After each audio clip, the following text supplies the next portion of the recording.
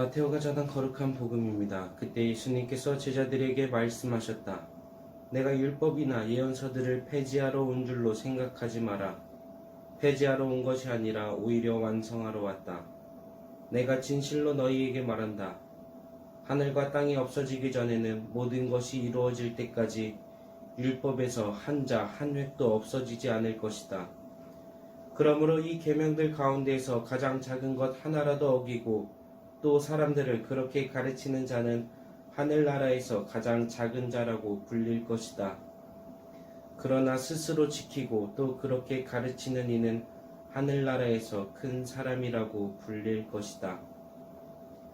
주님의 말씀입니다. 그리스도님 참미합니다. 신자들의 6가지 의무가 있습니다.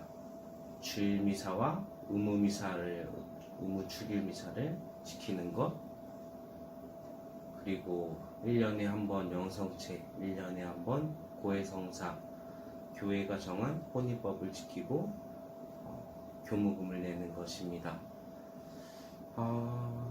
사실 우리가 의무라고 하면 그 외에도 하느님을 사랑해야 할 의무, 이웃을 사랑해야 할 의무부터 십계명에 대한 내용들 등등등 많습니다.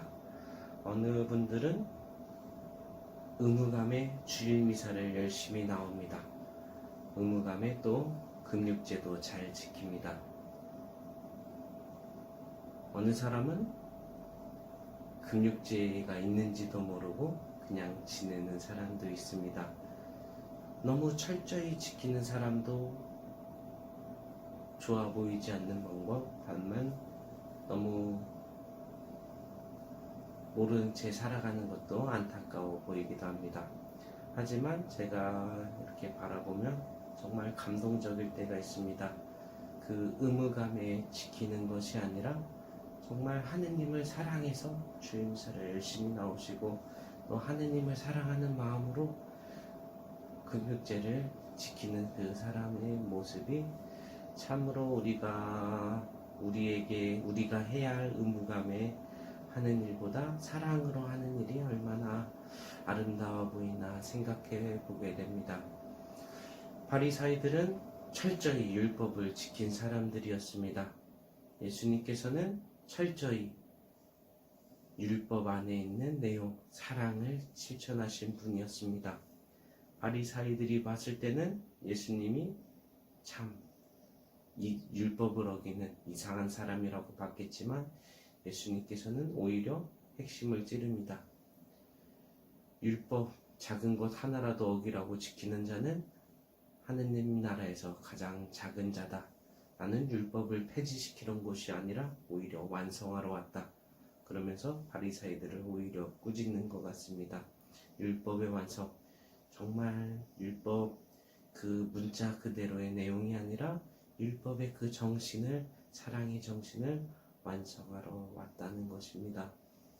우리는 신앙생활을 나름 열심히 하고 있습니다.